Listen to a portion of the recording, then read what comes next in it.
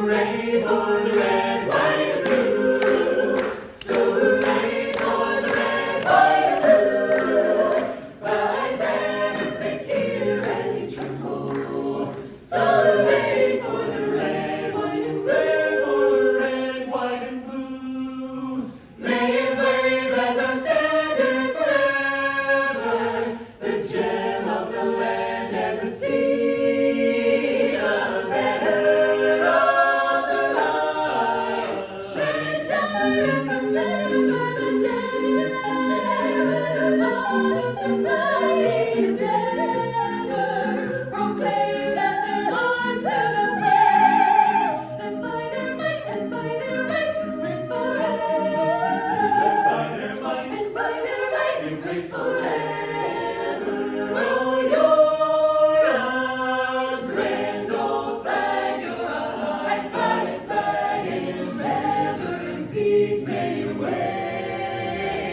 The emblem of the land I love, the home of the free and the brave.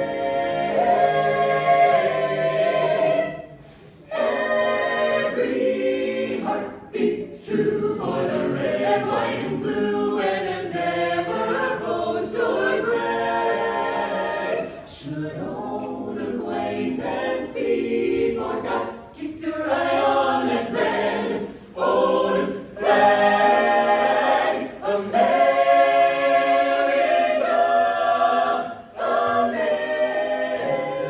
America, the red, white, and blue. Still wave for the red, white,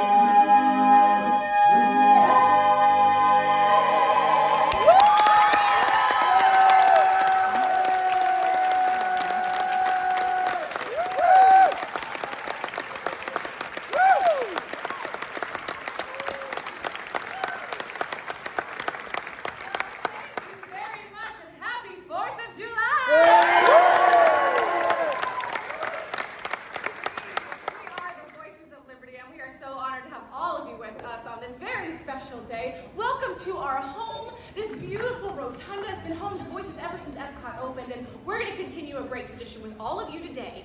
But believe it or not, I still want to see if we can invite a few more people to join us here on the floor. Truly, to be anywhere under this dome is where our sound is the best. So if you do have space around you and you pull it in towards the red circle, we'd invite you to do that.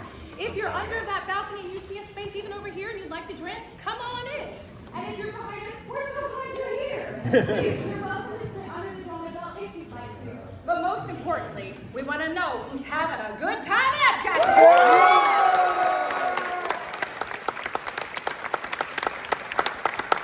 We're just so glad you're here. Thank you for being here with us. Now, something special about Voices of Liberty. Ever since day one of EPCOT opening, we do a meet and greet after our shows. We want to come out and say hi to you, get to know you a little bit. And with the help of this next friendly Disney medley, we're going to do that meet and greet while we sing. Let's go, everybody.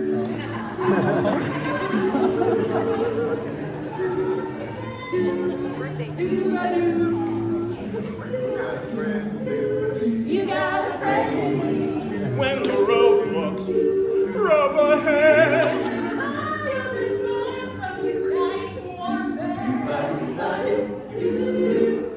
Oh, pal says,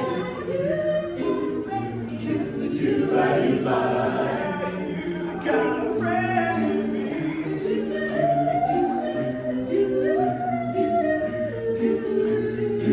you got a friend in me. You got a friend in me. You got a friend in me. Friend in me. You got troubles, I got 'em too. There isn't anything I wouldn't do for you. We stick together, we can see it through. 'Cause you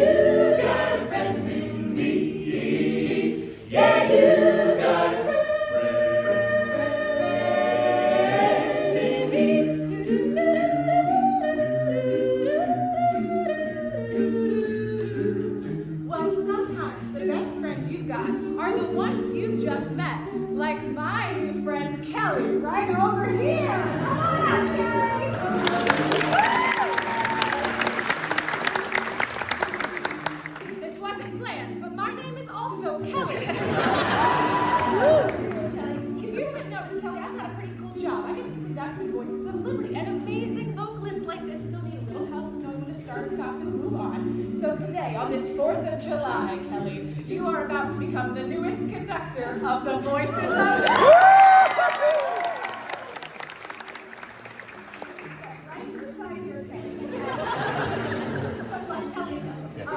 So first we're going to teach you something we call the Voices slide, okay? It's a gesture from down to up.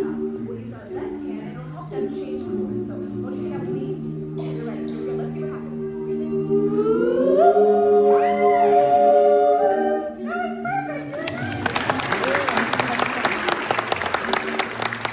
Now this one is called the Voices point. So point your finger out with me and we'll lift it and keep it. Mr. Lancer.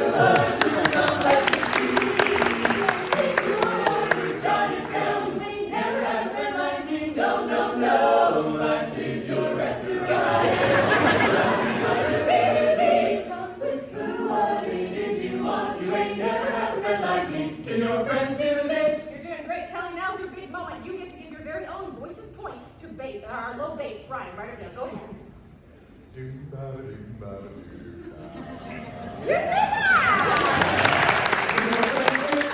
Okay, another Voices point right at our high sopranos, right over here. Go ahead.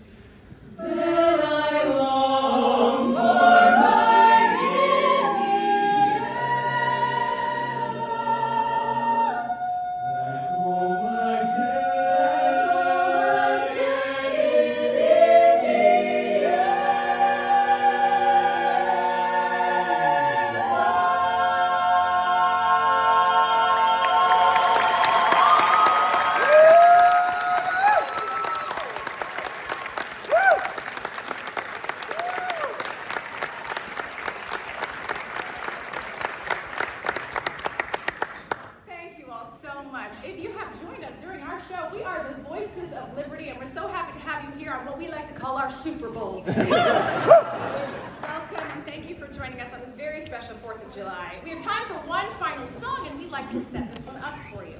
Now we know that the Declaration of Independence gave us our freedom, but it took the Constitution to give us our nation. Back in 1787, the Constitutional Convention was in session, but not without its share of problems. It had been more than difficult to assemble the delegates of the 13 states. Getting them to agree on any one thought or opinion was bringing new meaning to the word impossible. Every discussion was punctuated with gossip, wrangling, shouted arguments without end. It seemed like we were about to be 13 independent countries rather than one United States. But it was Benjamin Franklin, who was by then 81 years old, who stood up and said, "We need help. If we delegates cannot agree, how can we expect the same of our people? Is this America a rising sun to shine as a beacon for all, or a setting sun soon to fade? I move that we compromise and find common ground."